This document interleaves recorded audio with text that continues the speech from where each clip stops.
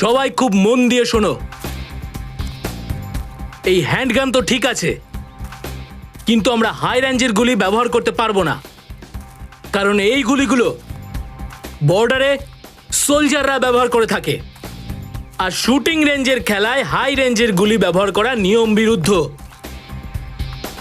আর আমরা কোনো নিয়ম বিরুদ্ধ কাজ করতে চাই না। Okay guys, ready? Yes sir. এবার তোমরা প্রত্যেকে নিজের নিজের শুটিং গগলস আর হেডফোন লাগিয়ে নাও।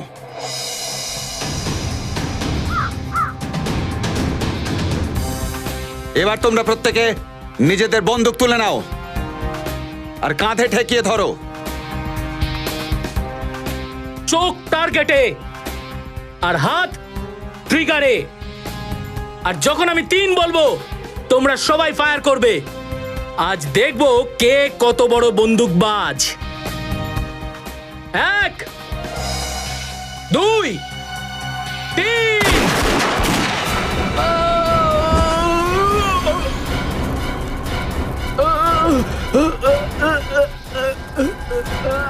স্যার, হয়তো গুলি লেগেছে।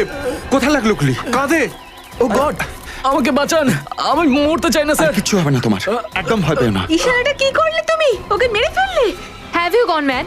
তুমি কেন ওর বুকে গুলি মারলে? একে এক্ষুনি হসপিটালে নিয়ে যেতে হবে। তাড়াতাড়ি তাড়াতাড়ি। চলো চলো। আরে এসব ফালতু কথা এখন থামাও। শুধু এটা ওর দোষ নয়, তোমরা এটা জানতে তো যে এখানে শুটিং রেঞ্জের ফায়ারিং চলছে, তার সত্ত্বেও এখানে কি করছিলে? স্যার, এতে এদের কি দোষ বলুন তো? এরা তো রেঞ্জের বাইরেই দাঁড়িয়েছিল। দোষ তো ঈশান করেছে। ওর নিশানা এত ভুল হলো কি করে? হ্যাঁ, নিজেকে স্টেট লেভেলের শুটার বলে মনে করো? সমস্ত শুটারকে এটা শেখানো হয় যে হ্যান্ডগান চালানো কতটা দায়িত্বপূর্ণ কাজ। কারেক্ট। আর তুমি একজন সিনিয়র শুটার হওয়ার পরেও নিজের দায়িত্ব কি করে ভুলে যেতে পারলে? ঈশান, তুমি ভগবানের কাছে প্রার্থনা শুরু করে দাও, কেননা ওর যদি কিছু হয়ে যায় তাহলে তুমি কিন্তু ফেঁসে যাবে। আমি একা কেন ফাঁসবো? আরে ফাঁসবে তো এও। আমার মাথা খারাপ করে রেখে দিয়েছে। আরে আরে কি আরে, কি আরে করে গেছে।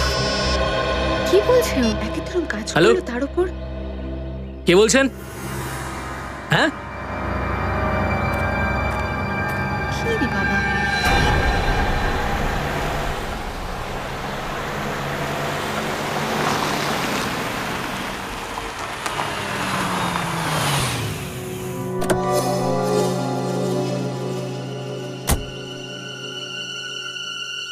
হ্যালো। হ্যালো, লেট হলো কেন? লেট কেন হয়েছে? রাস্তায় প্রচুর ট্রাফিক ছিল, এখন এসে গেছি তো। ভেতরে চলে এসো। ভিতরে? আমি ভিতরে চলে এসেছি। সামনে একটা ঘর দেখা যাচ্ছে। হ্যাঁ, দেখতে পাচ্ছি।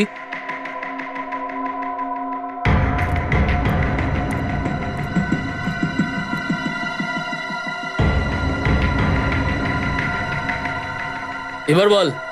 সামনে টেবিলের উপর একটা ফোন রাখা আছে। যতক্ষণ ফোনটা না বাজে ওখান থেকে নড়বে না।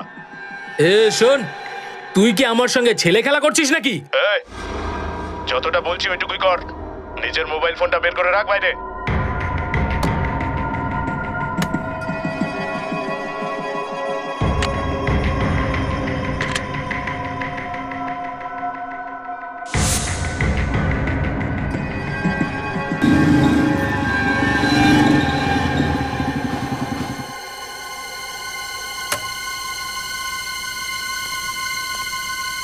হ্যালো। হ্যাঁ,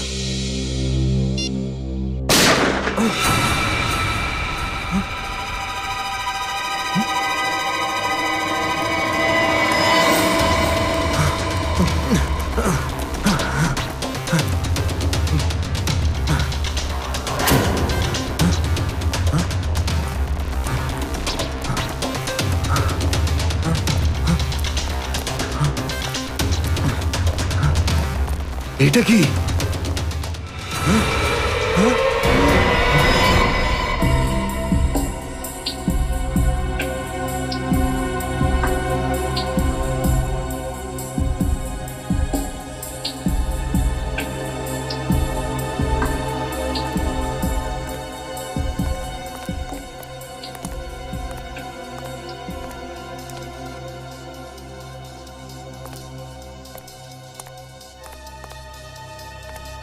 তুমি এখানে কি করছিলে? স্যার আমি তো একটা মেয়ের সাহায্য করছিলাম। ও বেচারি নিজের স্বামীকে খুঁজছিল আর আমাকে বললো মিলের ভেতরে গিয়ে খুঁজতে। আমি এখানে এসে গেলাম আর এসেই গুলি চলার আওয়াজ শুনতে পেয়ে এখানে ছুটে চলে এলাম। তুমি যখন এসেছিলে এখানে তখন এই দুটো লাশ ছাড়া আর কিছু কি দেখেছিলে? না স্যার। আপনি কি জানেন এরা দুজন কারা? চিনি না স্যার। আপনি এই মিলের মালিক আর আপনি জানেন না যে এরা এখানে এলো কি করে? হ্যাঁ, ওটা তো আমিও ভাবছি, মরবার জন্য ওরা আমার মিলটাই পেলো, শুধু শুধু আমাকে ঝামেলায় ফেলে দিল। আর এই মিলটা তো স্যার 5 বছর ধরে বন্ধ, আর এখানে কেউ যাওয়া আসাও করে না, আর এই ফোনটাও বন্ধ রয়েছে।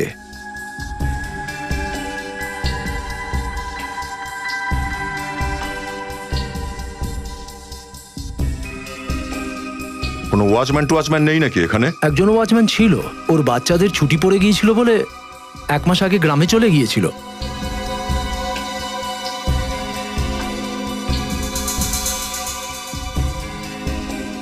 দয়া, হ্যাঁ ডক্টর। দয়া, যেভাবে লাশগুলো পড়ে আছে আর যেভাবে গুলি লেগেছে লোকটির, মনে হচ্ছে ওই মহিলাই গুলি চালিয়েছে এর উপর। আর তারপর এই মহিলা আত্মহত্যা করেছেন। তার মানে কি এই দুজনকে গুলি ওই গানটা থেকেই করা হয়েছে? এটা তো ব্যালিস্টিক রিপোর্টের পরেই জানা যাবে। স্যার, আরেকটা কথা মাথায় ঢুকছে না। যদি ওই লোকটাকে মেরে ওই মহিলার আত্মহত্যাই করার ছিল, তাহলে এই মিলে টেবিল, চেয়ার, ফোন রাখার কি দরকার ছিল? হ্যাঁ, এই একটা ওয়ালেট পেয়েছি এর থেকে। এই লোকটার নাম জ্ঞান ডক্টর, জুহুতে থাকে। আর এই মেয়েটার ছবি এর ওয়ালেটেই আছে ডক্টর। স্যার, এটা ভালোবাসার চক্কর নয় তো? হতে পারে সেটা, কিন্তু তার জন্য এত সব কায়দা করার কি দরকার ছিল? স্যার, আরও একটা কথা, আমি ওনার মোবাইলটা চেক করেছি। এতে লাস্ট 15টা কল কোনো প্রাইভেট নাম্বার থেকে এসেছে। প্রাইভেট নাম্বার থেকে? এই জ্ঞানের অতীত খুঁড়ে বের করতে হবে, তবেই জানা যাবে যে ওই মহিলাটা আসলে কে, আর ও একে কেনই বা মারতে গেল। আপনারা ওনাকে চেনেন? জ্ঞানবাবু? না না স্যার, এটা হতে পারে না স্যার। এনাকে কে মেরে দিল? এনার তো কারোর সাথে কোনো শত্রুতাও ছিল না।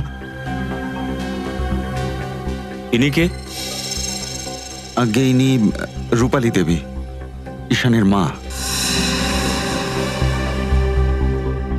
আপনাদের মধ্যে কেউ বলতে পারেন যে জ্ঞানবাবু আর রূপালী দেবীর মধ্যে কি সম্পর্ক?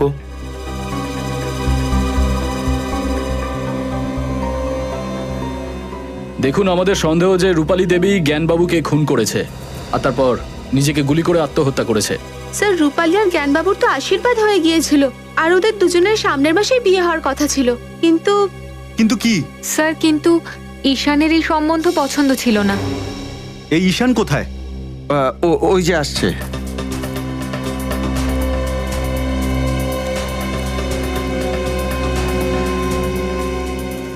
কি হয়েছে স্যার? আপনি এত আর্জেন্ট ডাকলেন কেন? আর এনারা কারা? আমরা সিআইডি অফিসার্স। ঈশান, আমরা তোমার সাথে তোমার মা রূপালী দেবী আর জ্ঞানবাবুর ব্যাপারে কিছু জানতে চাই। দেখুন স্যার, আপনি আমার মায়ের ব্যাপারে যা জিজ্ঞেস করবেন আমি বলবো, কিন্তু জ্ঞানবাবুর ব্যাপারে জিজ্ঞেস করবেন না। দেখো ঈশান, খুনের ব্যাপার, কথা তো বলতেই হবে। খুন? কার খুন? জ্ঞানবাবুর। কি?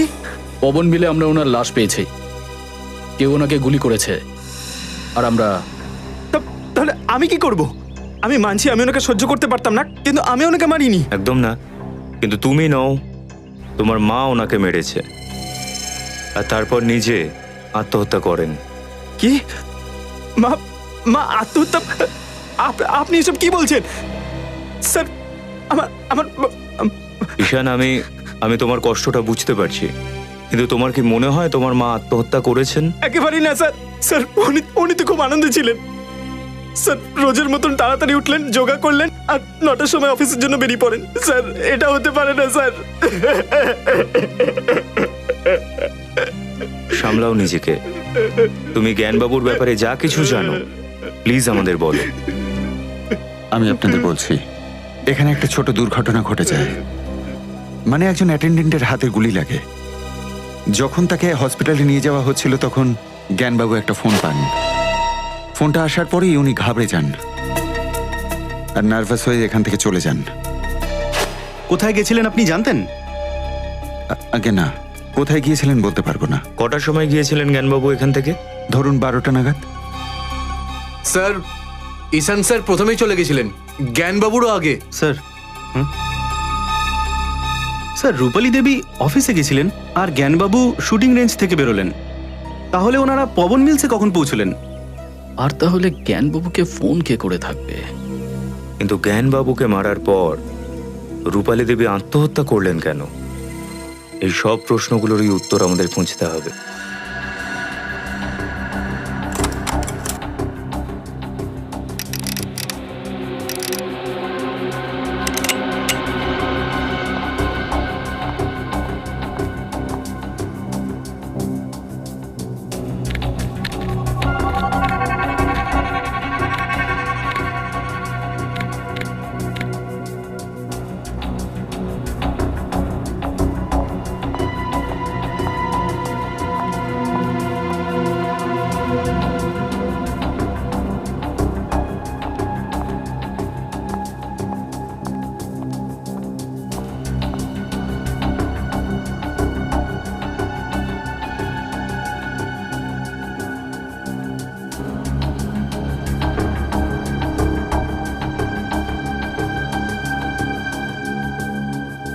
পায়েল এদিকটা দেখো, আমি ফায়ার করতে যাচ্ছি।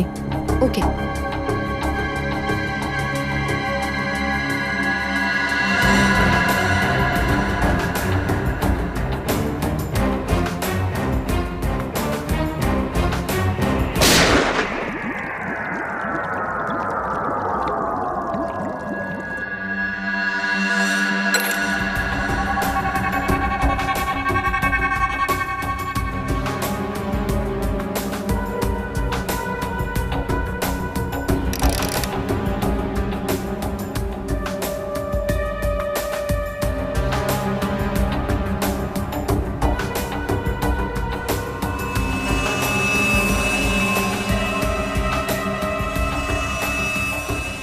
ম্যাম, হ্যাঁ এই দেখুন 3 ঘন্টায় 3 বার রিপোর্ট বের করেছি, তারপরেও একই রেজাল্ট বেরোচ্ছে।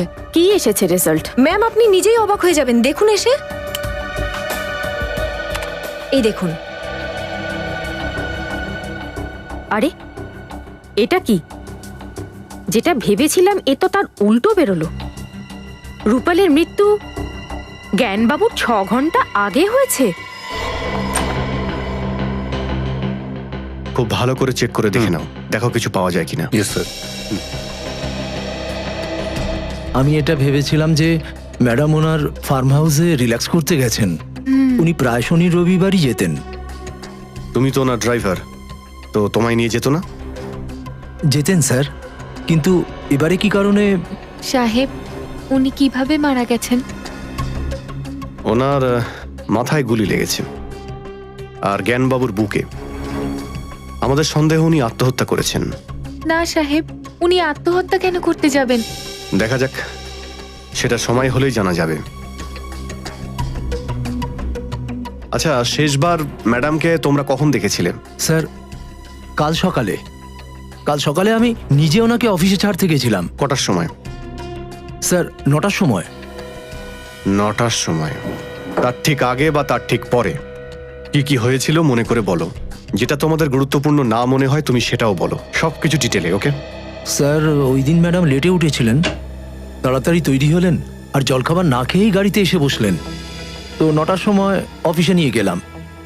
তারপর 10:30টায় ম্যাডামের ফোন এলো যে গাড়ি বের করো। তারপর আমি ওনাকে জাম্বো মলে নিয়ে যাই। জাম্বো মল?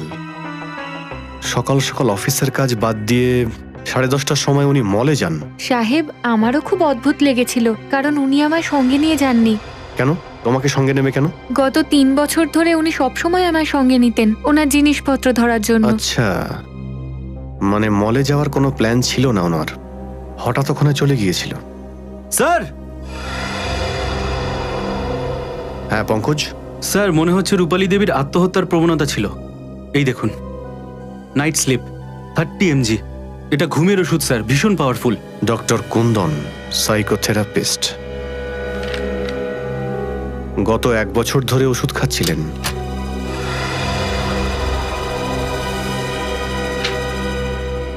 এদিকে এসো তোমরা। রূপালী ম্যাডাম কিসের জন্য ওষুধ খেতেন? কি রোগ ছিল ওনার? সাহেব, ওনার না মৃগীর সমস্যা ছিল, কিন্তু 6 মাস ধরে উনি অনেকটা সুস্থ হয়ে গেছিলেন। স্যার, স্যার এই দেখুন, রূপালী ম্যাডামের লকারে একটা পিস্তল পেলাম, লাইসেন্সও রয়েছে। লাইসেন্স পিস্তল? এর মানে হলো রূপালী ম্যাডাম আত্মহত্যা করেন? স্যার, আমি কিছু বুঝতে পারলাম না। যদি উনি আত্মহত্যা করতেন তাহলে ওনার নিজের পিস্তল দিয়েই করতেন, আর নিজের বাড়িতেই করতেন। কিন্তু বাড়ি থেকে এত দূরে মিলে গিয়ে আত্মহত্যা কেন করবেন? স্যার, হতে পারে রূপালী জ্ঞানবাবুকে মারতে চেয়েছিল, তাই এত দূর মিলে গিয়েছিল। জ্ঞানবাবুকে মারার হলে উনি নিজের পিস্তলই সঙ্গে নিয়ে যেতেন বিনীত। কোনো না কোনো গন্ডগোল নিশ্চয়ই আছে।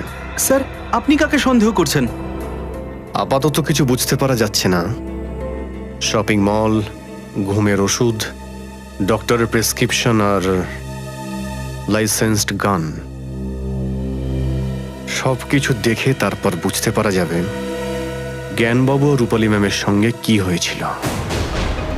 স্যার, জ্ঞানবাবু আর রূপালী দেবী একটা ব্র্যান্ডের মোবাইল ব্যবহার করতেন, আর মোবাইল কোম্পানির ম্যাপিংয়ের হিসেবে রূপালী দেবী কাল দুপুর 1টার সময় জাম্বো মলে ছিল ফান্ডারা রোডে। তখন থেকে ওনার মোবাইলটা বন্ধ। আর জ্ঞানবাবু? স্যার, জ্ঞানবাবুর লোকেশন এই দেখুন স্যার। 1টার সময় শুটিং রেঞ্জ থেকে বেরিয়ে 2:30টার সময় ফান্ডারা রোড, আর ওখান থেকে সিলিং হয়ে ব্যান্ড্রা লিঙ্কিং রোড হয়ে জুহু সার্কেল পৌঁছন 5টার সময়, আর 5:30টার সময় ওখান থেকে বেরিয়ে 6:30টার সময় পৌঁছন পবন মিলে, পবন মিল। আর 6:30 থেকে 6:45 অবধি উনি কারোর সঙ্গে ফোনে কথা বলছিলেন, একটা প্রাইভেট নাম্বারে। তারপরে ওনার ফোন বন্ধ হয়ে যায়। স্যার, হতে পারে সেই মুহূর্তেই ওনার মৃত্যু হয়েছিল। মানে জ্ঞানবাবু আর রূপালী দেবী আলাদা আলাদা ভাবে পান্ডারা রোড পৌঁছন। স্যার, এটাও তো হতে পারে যে জ্ঞানবাবু জম্মু মলেই গেছিল। হ্যাঁ, কিন্তু কেন আর কার সঙ্গে দেখা করার জন্য? আর লাস্ট কলটাই বা কে করেছিল, যার সঙ্গে জ্ঞানবাবু অনেকক্ষণ কথা বলেছিলেন?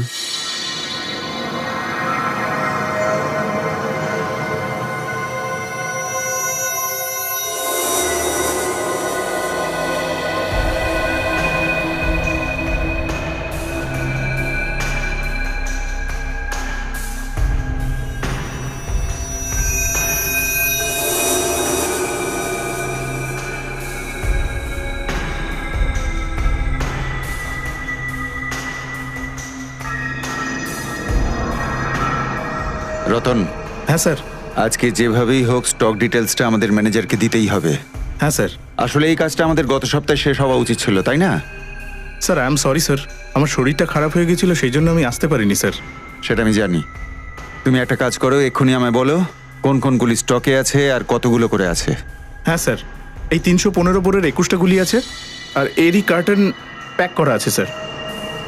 স্যার, এই 12 বোরের 50টা গুলি আছে, আর এগুলো হলো 9mm এর ইম্পোর্টেড রিভলভারের গুলি। কতগুলো আছে? 35। আর স্যার, 9mm পিস্তলের গুলির বাক্স হচ্ছে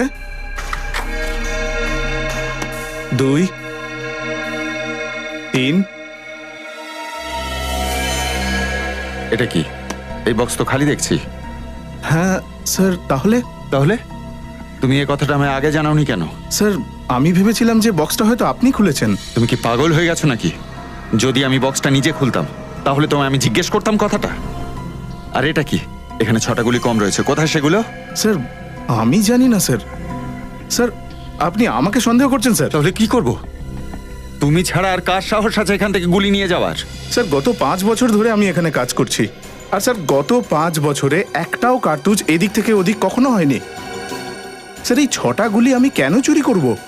আমি চুরি করিনি স্যার এটা। দেখো রতন। হ্যাঁ স্যার। এটা একটা গুরুতর অপরাধ, আর এই গুলিতে যদি কেউ খুন হয় না, তাহলে তার জন্য কিন্তু তুমি আমি দুজনেই দায়ী হব। সেই জন্য এটা আমাদের ম্যানেজারকে অবশ্যই জানাতে হবে। আর হ্যাঁ, ও কালকে তুমি শুটিং রেঞ্জের বাইরে কোথাও গিয়েছিলে নাকি? হ্যাঁ স্যার, সকালবেলায় আমি শুটিং রেঞ্জের দরজা খুলে টয়লেট করতে গিয়েছিলাম। তো স্যার, আমি দেখলাম যে ঈশান আর জিয়া এখানে এসেছিল। ঈশান আর জিয়া অত সকালবেলা? স্যার আমিও তো ওদেরকে এই প্রশ্নটাই করেছিলাম, কিন্তু স্যার ওনারা কোনো উত্তর না দিয়ে সোজা ভেতরে চলে গেলেন। ওদের দুজনের সকালবেলা এখানে আসা আর সন্ধেবেলায় জ্ঞানবাবুর খুন হওয়া, এই দুটো বিচ্ছিন্ন ঘটনা নয় রতন। স্যার তার মানে আপনি বলতে চাইছেন যে ঈশানই জ্ঞানবাবুকে? ডক্টর সারিকা, প্লিজ মজা করবেন না, এটা হতেই পারে না। ফ্রেডি স্যার, আমি মজা করছি না, আসুন দেখাচ্ছি। এই দেখুন, রূপালের মৃত্যু দুপুরবেলা 1টা থেকে 2টোর ভেতর হয়েছিল, আর জ্ঞান বাবুকে সন্ধেবেলা 6টা থেকে 7টার মধ্যে মারা হয়েছিল, ঠিক ওই গানটা দিয়ে যেটা আমরা রূপালের হাতে পেয়েছি। তাহলে প্রথমে রূপালী দেবীকে মারা হয়েছে দুপুরে, আর তারপরে জ্ঞানবাবুকে মারা হয়েছে সন্ধ্যাবেলায়, আর তারপর ওই বন্দুকটাকেই রূপালী দেবীর হাতে ধরিয়ে দেওয়া হয়। তার মানে রূপালী দেবী আত্মহত্যা করেনি, কেউ নিশ্চয়ই প্ল্যান করে খুন করেছে ওনাকে। হ্যাঁ, আর এটাকে প্রমাণ করার জন্য আমার হাতে প্রুফ আছে। রূপালের পেটের ভেতর থেকে আমি আজিনামোটো, সয়া সস আর ভিনিগারের কিছু অংশ পেয়েছি। ডক্টর সারিকা, এই সমস্ত তো সাধারণত চাইনিজ খাবারে থাকে না? হ্যাঁ ফ্রেডি স্যার, রূপাল মৃত্যুর আগে চাইনিজ খাবার খেয়েছিল, আর এর পেটের ভেতর থেকে আমি বেশি মাত্রায় সিপক্সিন পেয়েছি, যেটা ঘুমের ওষুধ বানানোর জন্য ব্যবহার করা হয়। মানে এরা ঘুমের ওষুধ খেয়েছিলেন? নিয়েছিলেন না জোর করে খাওয়ানো হয়েছিল এটা তো জানা যায়নি, কিন্তু এটা তো নিশ্চিত যে মানুষটা ঘুমিয়ে থাকে সে আত্মহত্যা তো করতে পারে না, কারণ মানসিকভাবে সে ততটা সেন্সেই থাকে না যে আত্মহত্যা করতে পারে। স্যার, রূপালী দেবী যেখানে গিয়ে চাইনিজ খাবার খেয়েছিল, এই ঘুমের ওষুধগুলো নিশ্চয়ই সেখানেই তাকে দেওয়া হয়েছিল। হতে পারে ফ্রেডি, দয়া স্যারকে আমি একবার ইনফর্ম করে দিই। হ্যালো দয়া স্যার। স্যার আমরা একটা চাইনিজ রেস্টুরেন্টে জিজ্ঞেস করেছি, ওখানে কেউ রূপালী ম্যামকে দেখেননি।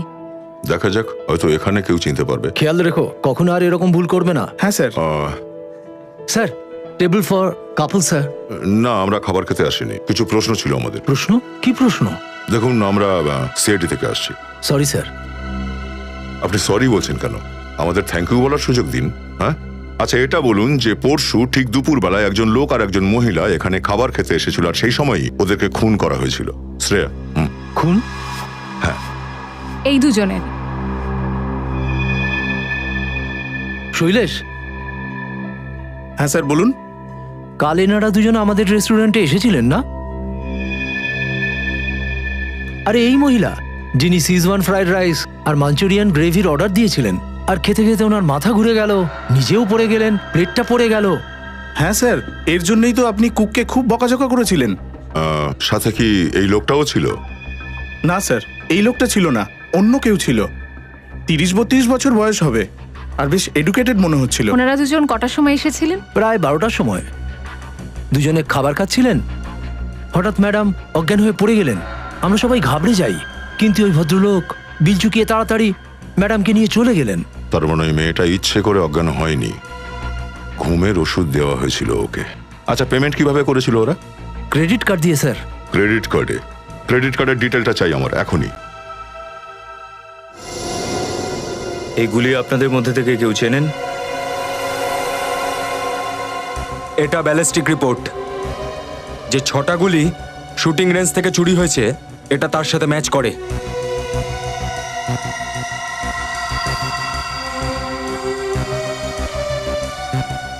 বলো জিয়া, তুমি চুরি করেছিলে না গুলিগুলো? স্যার আপনি এসব কি বলছেন? আমি কোনো চুরি করিনি। মিথ্যে কথা বলো না। তুমি কালকে সকালে ঈশানের সাথে এখানে এসেছিলে না? হ্যাঁ স্যার, এটা সত্যি কথা যে আমি আর ঈশান সকালে তাড়াতাড়ি পৌঁছে গেছি, কিন্তু তার মানে এইটা নয় তো যে আমি চুরি করেছি। ইনফ্যাক্ট আমি তো আমার জায়গা থেকে নড়িনি পর্যন্ত। বাট ইয়েস, ঈশান 15 মিনিটের জন্য কোথাও চলে গেছিল, তাই না ঈশান? না না, আমি আমি আমি কাউকে মারিনি। আমি একদম পালানোর চেষ্টা করবি না, সবকিছু সত্যি বললে তোর পক্ষে সেটাই ভালো হবে। বল। স্যার, এটা সত্যি যে 6টা গুলি আমি চুরি করেছিলাম, কারণ কারণ আমি জ্ঞান স্যারকে ঘৃণা করতাম, আর আমি চাইতাম না যে উনি আমার মায়ের সঙ্গে বিয়ে করুন। তাই জন্য তুমি ওকে মেরে দিলে? না না না, আমি ওনাকে মারিনি। আমি জ্ঞান স্যারকে মারবো বলে গানের মধ্যে 6খানা গুলি ভরেছিলাম ঠিকই, আর ওনাকে ফলো করতে করতে আমি পান্টারা রোডের জম্বু মল অব্দি চলেও গেছিলাম। কিন্তু হঠাৎ করে আমার গাড়িটা একটা ভিখারির সঙ্গে ধাক্কা লাগে, আর তাই আমি ওকে দেখার জন্য বাইরে বেরিয়েছিলাম। কিন্তু আমি যখন আবার গাড়িতে এলাম তখন দেখলাম আমার গানটা সিটে কোথাও ছিল না। ওই গান যা তোমার গাড়ি থেকে চুরি হয়েছিল কোন কোম্পানির ছিল? গ্রে মেটাল কোম্পানি ছিল, 9mm বোরের ছিল। এই সেই পিস্তল? হ্যাঁ স্যার, এটাই ছিল। কিন্তু এই গানটাই তো রূপালী দেবীর হাতে ছিল। মিথ্যা কথা বলছে স্যারও। খুন করার পর এই গানটা ওই ওখানে গিয়ে রেখে এসেছিল, আর এই ভিখারিকে নিয়ে গল্পটাও ওর বানানো। ঈশান, যতক্ষণ এই কেসটা সলভ হচ্ছে তুই আমাদের হেফাজতে থাকবি, বুঝলি? ডক্টর কুন্দন ক্লিনিকে আছেন? ডক্টর কুন্দন তো আজকে নেই। এটাই আশা করেছিলাম। উনি এখন কোথায়? সিআইডি কি করেছেটা কি ডক্টর কুন্দন? কাল দুপুর 12:30টায় বান্দ্রা রোডের জম্বু মলে একটা চাইনিজ রেস্টুরেন্টে রূপালী দেবীর সঙ্গে খাবার খাচ্ছিলেন। স্যার, রূপালী তো ওনার পেশেন্ট, যদি একসাথে খাবার খেয়েও থাকেন তো কি হয়েছে? কারণ খাওয়ার 1 ঘন্টা পরে রূপালী দেবীর মৃত্যু হয়েছে। কি? তুমি শেষবার ডক্টর কুন্দনকে কখন দেখেছিলে? স্যার, পরশু বিকেলে। আর সবসময়ের মতন উনি শেষ পেশেন্ট দেখে চলে গিয়েছিলেন, আর আমি ক্লিনিক বন্ধ করেছি। মানে ক্লিনিকের 2টো চাবি আছে, একটা আপনার কাছে থাকে আর একটা ডক্টর কুন্দনের কাছে থাকে। হ্যাঁ স্যার, আর আমিও স্যারের অনেকগুলো ফোন ট্রাই করেছি, কিন্তু স্যারের ফোন বন্ধ ছিল। যদি ফোনটা বন্ধই ছিল তাহলে রূপালী দেবীকে রেস্টুরেন্টে ডাকলেন কিভাবে? ওনার কেবিনটা কোথায় একবার দেখান তো।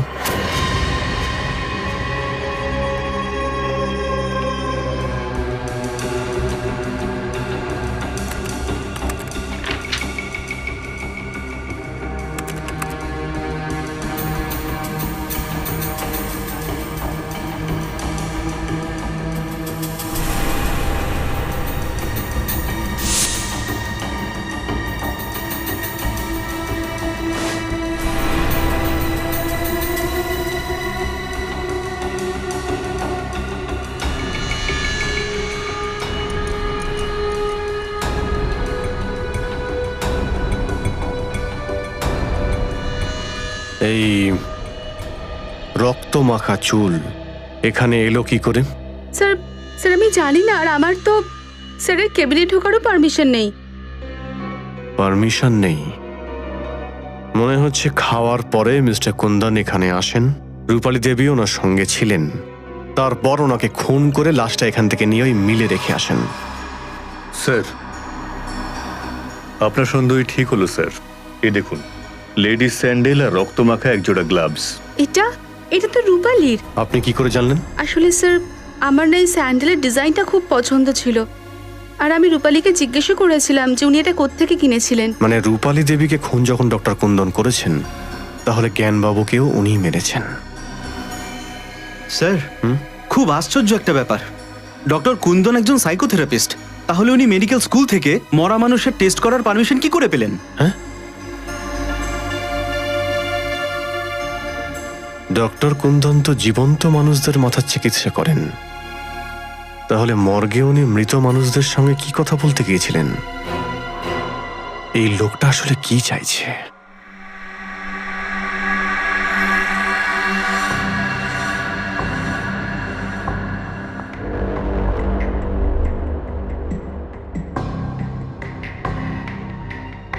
বলুন ডক্টর সারিকা, নতুন কি আপনি জানতে পারলেন? সচিন, আমি এটুকুই বলতে চাইছি, জ্ঞানবাবুর খুন যেই করে থাকুক, কিন্তু গুলিটা ঠিক ততটা দূর থেকেই চালানো হয়েছে যেখানে রূপাল বসেছিল মৃত অবস্থায়। সেটা আপনি কি করে বলতে পারেন? লেজার টেস্টের দ্বারা। আসুন স্যার, এই দেখুন, গুলি এখান দিয়ে ঢুকেছিল আর এখান দিয়ে বেরিয়ে গেছিল। ড্যামের ভেতর যে হোলটা আছে তার ছিদ্রটা ঠিক ততটাই বানানো হয়েছে যেটা ওই গুলিটা ছিল, 0.9 mm। এবার ধরে নিন আমি রূপাল। ফ্রেডি স্যার, একটু লাইটটা অফ করবেন? ইয়েস। যখন রূপালকে আমরা পেলাম মৃত অবস্থায়, তখন ওর হাতে গান এইভাবে ছিল। এবার এই লেজার এইটা প্রমাণ করবে যে যখন জ্ঞানবাবুর ওপর গুলি চালানো হয়েছিল তখন খুনি ঠিক কতটা দূরে ছিল আর গুলিটা কোন অ্যাঙ্গেল থেকে চালানো হয়েছিল। এরকম হয়েছিল সবকিছু। ফ্রেডি স্যার, একটু লাইটটা অন করবেন প্লিজ। ইয়েস। একটা কথা মাথাতে ঢুকছে না। মানলাম যে রূপালী দেবীর হাতে গান পাউডার লেগেছিল, কিন্তু যখন জ্ঞানবাবুর মৃত্যু হয়েছে তার আলেই রূপালী দেবী মারা গেছেন। তাহলে রূপালী দেবী গুলিটা কি করে চালালেন? স্যার, যদি জ্ঞানবাবুকে সামনে থেকেই গুলি চালানো হয়েছিল তাহলে উনি খুনিকে দেখতে পেলেন না কি করে? তার থেকেও বড় কথা, সে তো নিজেকে বাঁচাবার চেষ্টা পর্যন্ত করেনি। ফ্রেডি, কিছু তো এরকম রয়েছে যেটা আমরা দেখতে পাচ্ছি না। কারণ পৃথিবীতে এরকম কে আছে যে মৃত্যুকে সামনে থেকে আসতে দেখে নিজেকে বাঁচাতে চেষ্টা করবে না? আপনারা সবাই মেডিকেল স্টুডেন্ট, সেই জন্য রিগর মর্টিস এর থিওরি সম্পর্কে আপনারা সবাই নিশ্চয়ই খুব ভালো করে জানেন। আজকে আমরা প্র্যাকটিক্যালি দেখব যে কিভাবে রিগর মর্টিস ঠিক কিভাবে হয়। যে কোনো মানুষের মৃত্যুর পর তার শরীরে কেমিক্যাল চেঞ্জেস কিভাবে হয়। ওর মৃত্যুর কিছুক্ষণ সময়ের মধ্যেই তার শরীরের সমস্ত রক্ত ঠান্ডা হয়ে যায়, বিভিন্ন অংশ সংকুচিত হতে থাকে। প্রায় 3 ঘন্টা পর রিগার মোটিসের ক্রিয়া শুরু হয়, আর এটা প্রথমে মুখে দেখা যায়, আর প্রায় 12 ঘন্টা পরে সারা শরীরের রক্ত জমে যায়, আর শরীর এতটাই ঠান্ডা হয়ে যায় এই বডিকে নড়ানো অসম্ভব হয়ে যায়। স্যার, 48 ঘন্টা থেকে প্রায় 60 ঘন্টার ভিতরে শরীরের তো পচন এবং গলনও শুরু হয়ে যায়, তাই না? কারেক্ট, কিন্তু অত ঘন্টা আমরা অপেক্ষা করতে পারবো না। আমরা লাশের ভিডিও রেকর্ডিং করে থাকি যাতে সেটা পরবর্তীকালে দেখে নেওয়া যায় যে ওই লাশের ওপর রিগর মর্টিসের কতটা প্রভাব পড়েছে। এক্সকিউজ মি স্যার, আপনার সাথে একজন দেখা করতে এসেছেন। ওকে, এক্সকিউজ মি, কেউ মনে হচ্ছে দেখা করতে এসেছে। Hello doctor Saluk. Hello, how are you? কেমন আছেন আপনি? আমি ভালো আছি, আপনি কেমন আছেন? আপনি কোনো পারমিশন লেটারের ব্যাপারে জানতে চাইছিলেন? হ্যাঁ, এই doctor Arnab, psychotherapist doctor Kundan নিজে এই লেটারটা আপনাকে দিয়ে রিকোয়েস্ট করেছেন যে উনি নিজে এসে এখানে দেখতে চান যে মারা যাওয়ার পর মানুষের শরীরে কি কি পরিবর্তন আসে। Doctor Kundan human psychology doctor, আমি চিনি ওনাকে। Carry on. উনি পারমিশন নিয়েছিলেন, কিন্তু নিজের জন্য নয়, অন্য কারোর জন্য। কি? অন্য কেউ এসেছিল এখানে রাইগার মর্টিসের সম্পর্কে জানতে? হ্যাঁ, একটা মেয়ে ছিল, মেডিকেল স্টুডেন্ট। 1 মাসে বেশ কয়েকবার আসতো, আর রিগর মর্টিসের লাশের উপর কি কি এফেক্ট হতে পারে সেটা দেখতো। তারপর ও নিজের নোটস তৈরি করত। তারপর আমরা সারাদিন যেটা রেকর্ডিং করি সন্ধেবেলা সেটাও নিয়ে যেত। কিন্তু এত ট্যালেন্টেড মেয়ে আর এত মনোযোগী মেয়ে আগে কখনো দেখিনি আমি। আই উইশ যে ও অনেক বড় ডক্টর হবে একদিন। আর এই মেয়েটাকে ডক্টর কুন্দন পাঠিয়েছিলেন। হ্যাঁ। আপনার কি ওই মেয়েটার নামটা মনে আছে? ওর নাম জিয়া। জিয়া ছিল ওর নাম। জিয়া? স্যার, এটা ওই জিয়াই নয় তো যে ঈশানের বিরুদ্ধে কথা বলেছিল? স্যার, আমার কাছে ওর ফোন নাম্বারটা আছে, এই দেখুন। আমিও জিয়াকে অনেকবার ফোন করেছি, এই যে ওর নাম্বার। এই নাম্বারটা ম্যাচ করো তো। রিগার মোটিসের ক্রিয়া ধীরে ধীরে শরীরের নিচের অংশ জুড়ে হতে থাকে। স্যার, স্যার এটা ওই জিআই। ও, ওই GI. Excuse me, carry on. Doctor Kundan রূপালীকে মারার আগে জিয়াকে এখানে রিগার মর্টিস সম্পর্কে জানতে পাঠিয়েছিল, কিন্তু কেন? না, তোমার এই কেনর জবাবটা আমার কাছে আছে। জবাব আছে? একজন লোককে পাঠানো যাতে সে গুলির আওয়াজ শুনে সিআইডি কে খবর দিতে পারে, এই ব্যাপারটাও আমাদের হজম হলো না। আসলে আমি কি করে বলি,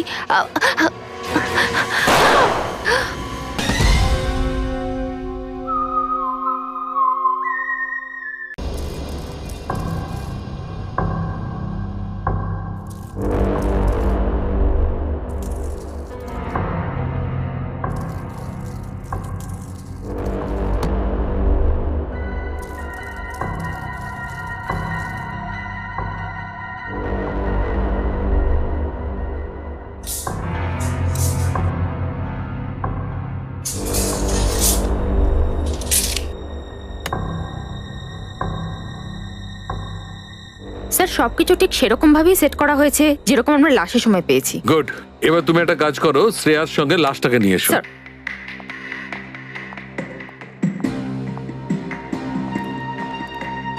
আরে ডক্টর সালুখে, এখানে এই পুতুলটা, বাইরে একটা মেয়ের লাশ, আপনি কি কোনো ক্রাইম সিনকে রিকনস্ট্রাক্ট করার চেষ্টা করছেন নাকি? হ্যাঁ দয়া, ঠিক বলেছো, সেটাই করছি।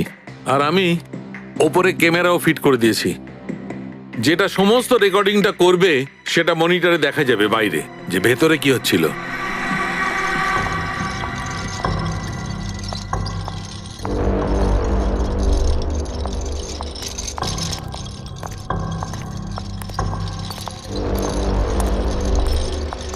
শালুখে স্যার, আপনি এই মহিলার লাশটা নিয়ে কি করবেন? এক্ষুনি জানতে পারবে শ্রেয়া। তুমি একটা কাজ করো, এই লাশটাকে ওই চেয়ারের ওপর ঠিক সেইভাবেই বসাও যেমন ভাবে রূপালের লাশটা পাওয়া গেছিল।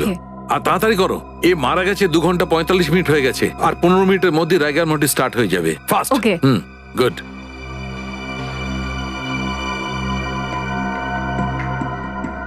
গুড। সারিকা, তুমি একটা কাজ করো, বাইরে গিয়ে মনিটরটা চেক করো, দেখো যে এই সমস্ত রেকর্ডিংটা ঠিকঠাক হচ্ছে কিনা।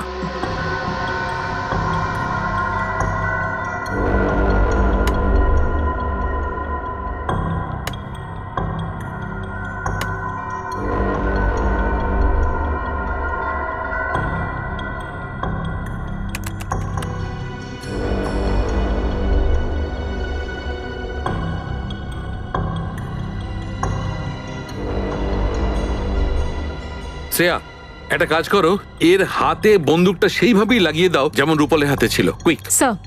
সাবধানে শ্রেয়া, বন্দুকে গুলি ভরা আছে।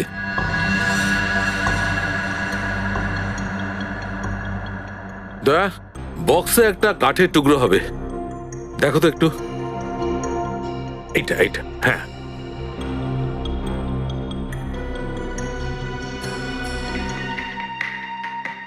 দয়া, লাশে রাইগার মর্টিস হওয়া শুরু হয়ে গেছে। আচ্ছা, তো তাহলে মনিটর রুমে যাই, চলুন দেখি আপনার পরিশ্রম ঠিক কতটা সফল হয়। চলো, কাম।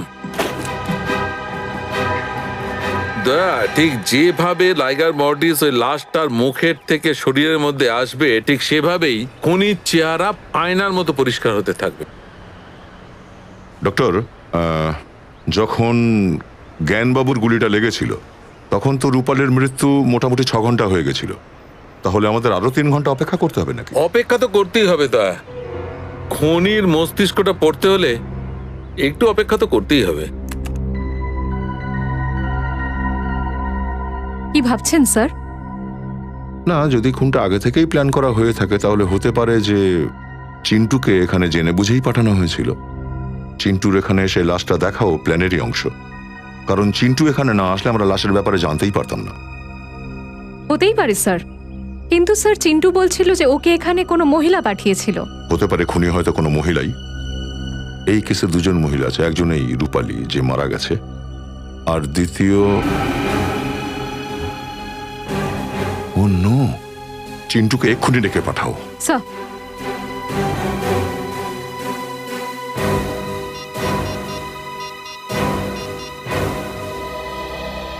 চিন্টু, ইন্সপেক্টর শ্রেয়া বলছি সিআইডি থেকে।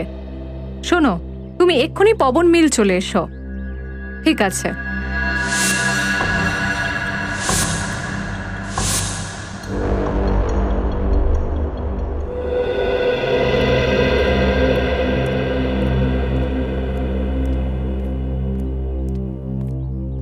আমি কিছু করিনি স্যার, আমি যা দেখেছি আপনাদের বলে দিয়েছি। দেখো চিন্টু, ঘাবড়ানোর দরকার নেই। তুমি বলেছিলে তোমাকে একজন মহিলা এখানে নিয়ে এসেছিল। হ্যাঁ স্যার। ওই মহিলাকে দেখলে তুমি চিনতে পারবে তো? হ্যাঁ শ্রেয়া?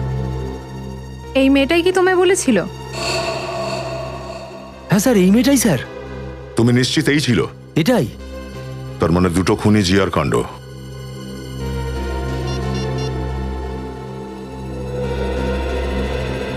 রজত, এক্ষুনি জিয়ার বাড়িতে যাও, ওকে অ্যারেস্ট করে নাও।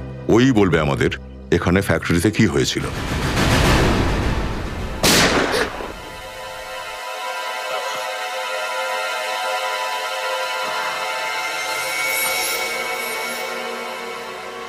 সিআইডি? তাও এই সময়?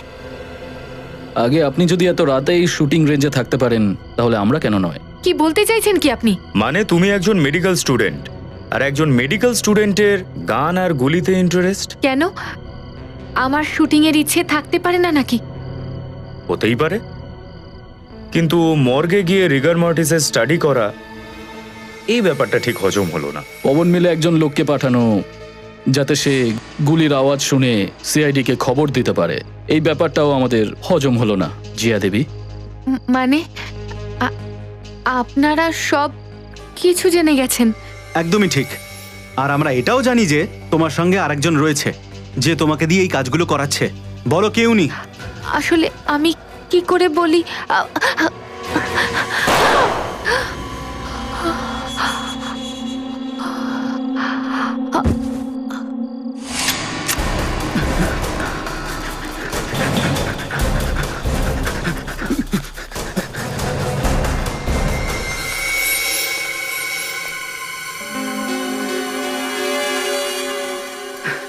হাত থেকে বেরিয়ে গেল। হাত থেকে বেরিয়ে গেছে, কিন্তু সিআইডি থাবা থেকে পালাতে পারবে না। এই দেখ,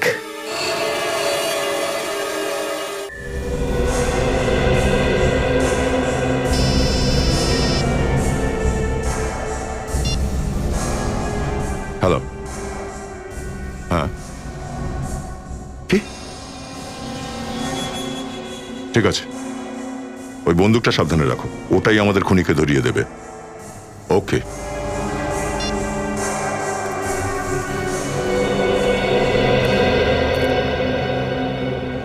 কি হলো স্যার? কেউ জিয়াকে শুট করে দিয়েছে। কি? তার মানে খুনি অন্য কেউ? হ্যাঁ। ডক্টর সালুকে, আর কতক্ষণ লাগবে? স্যার 5 মিনিট লাগবে। দয়া 5 মিনিটের মধ্যেই এই রাইগার মর্টিসটা ওর হাতের উপর সেট হতে শুরু করবে। ব্যাস।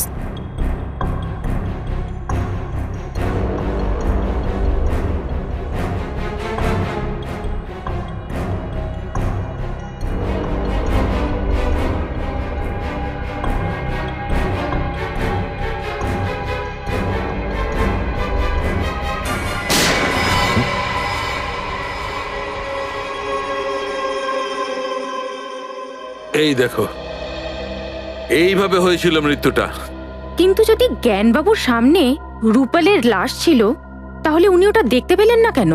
তার মানে অবশ্যই এমন কিছু ছিল জ্ঞানবাবু আর রূপালীর মাঝখানে, যার কারণে জ্ঞানবাবু রূপালীর লাশটা দেখতে পাননি। কিন্তু কি ছিল? ভেতরে গিয়ে দেখে চলুন ডক্টর।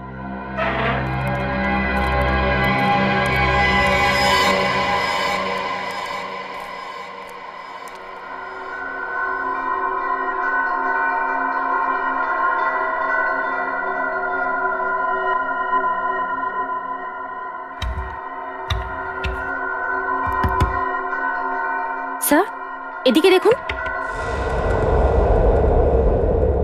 পিলারে বক্স করা আছে। কি আছে এর মধ্যে?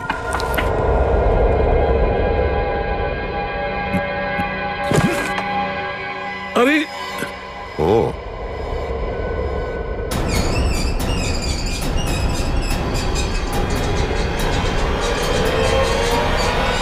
এই তো।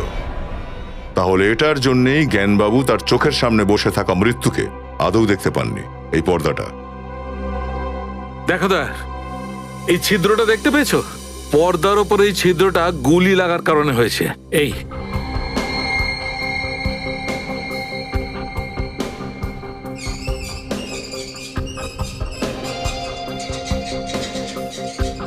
স্যার, এখানে ব্যাটারি আর সেন্সরও লাগানো আছে। ব্যাটারি আর সেন্সর?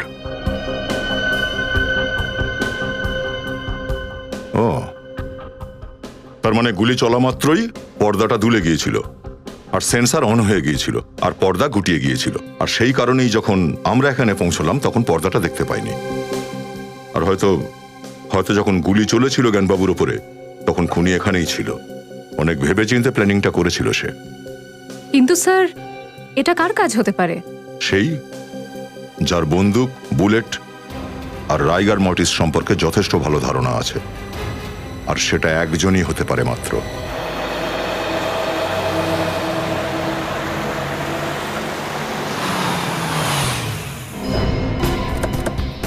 গুড।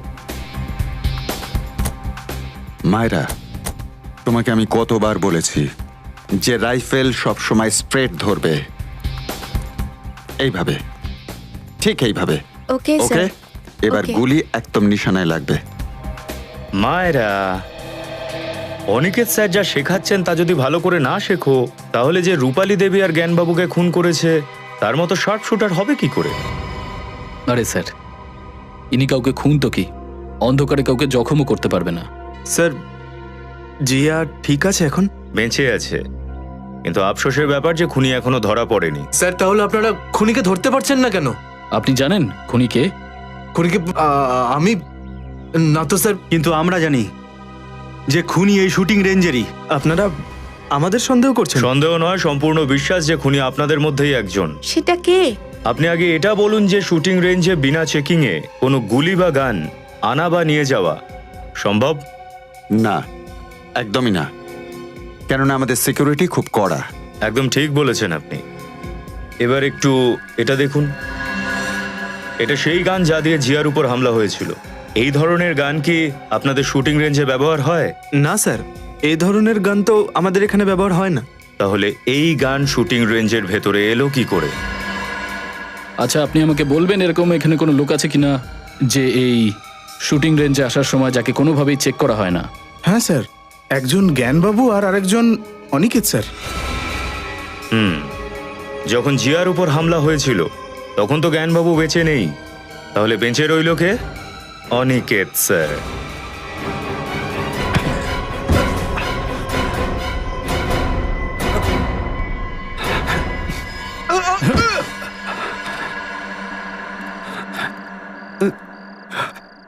হ্যাঁ, আমি খুনি, আমি রূপালীকে খুন করেছি। আসলে আমি রূপালী আর জ্ঞানের সম্পর্কটা মানতে পারছিলাম না। রূপালীকে আমি তবে থেকেই ভালোবাসতাম যবে থেকে একসঙ্গে কলেজে পড়তাম। আমি ওকে খুব ভালোবাসতাম, কিন্তু অন্য একজনকে বিয়ে করে নিল। আর আমিও সেদিন শপথ নিয়েছিলাম যে সারা জীবন আমি বিয়ে করব না। কিন্তু তারপর হঠাৎ একদিন রূপালীর স্বামী মারা যাবার পর আমার এটা মনে হলো যে হয়তো ভাগ্য আমাকে আরেকটা সুযোগ দিতে চলেছে। কিন্তু রূপালীকে আমি আমার মনের কথা বলবার আগেই জ্ঞান মাঝখানে চলে এলো, আর আমারই চোখের সামনে আমার ভালোবাসাকেও ক্রমশ ওর দিকে আকর্ষণ করতে লাগলো। এটা আমি সহ্য করতে পারছিলাম না। তাই জন্য রিগার মর্টিসের অদ্ভুত পদ্ধতিটা ব্যবহারের জন্য প্রথমে তুমি রূপালী দেবীকে মারলে। হ্যাঁ, আর সেটার জন্য আমি ডক্টর কুন্দনকে আর জিয়ার সাহায্য নিয়েছিলাম। স্যার, রিগার মল্টেস মানুষ মারা যাওয়ার ঠিক 3 ঘন্টা পরে তার লাশের মধ্যে কাজ করা শুরু করে দেয়। কিন্তু এটা কি আমরা জানতে পারি যে লাশের শরীরের কোন অংশটা প্রথম রাইগার মর্টিস আক্রান্ত হবে?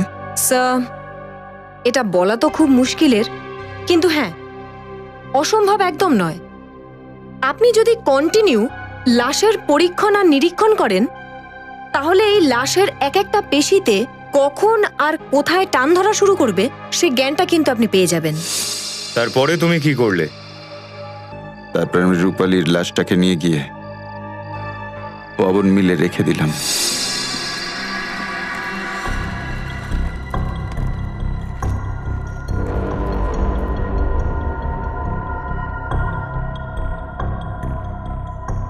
আমার কাজ তো হলো, এবার তোমার কাজ। আপনি দেখতে থাকুন ডক্টর, আমার প্ল্যান কেমন কাজ করে।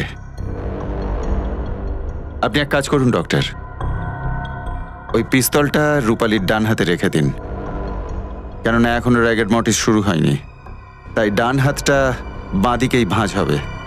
তুমি বলছো বলে আমি তাই করলাম, কিন্তু আমি বিশ্বাস করতে পারছি না যে তোমার প্ল্যানটা সফল হবে।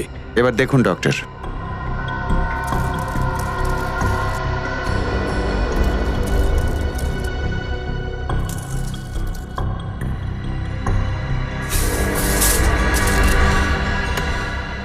দেখলেন ডক্টর, যখন বুদ্ধি, পরিশ্রম আর চেষ্টা তিনটে একসাথে যুক্ত হয়ে যায় না, তখন সেখান থেকে একটা জিনিস উঠে আসে, সফলতা।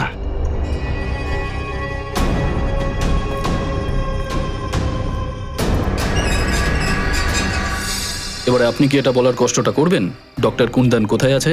ডক্টর কুন্দন আমার বাড়িতে আছে, আমি ওনাকে ঘুমের ইঞ্জেকশন দিয়ে এসেছি। অনিকেত, সম্পত্তির লোভ তোমাকে অন্ধ করে দিয়েছিল, দুটো খুন করলে তুমি। তার জন্য তুমি একটাই শাস্তি পাবে, ফাঁসি। For more updates, subscribe to our channel, click the show links and enjoy watching the videos.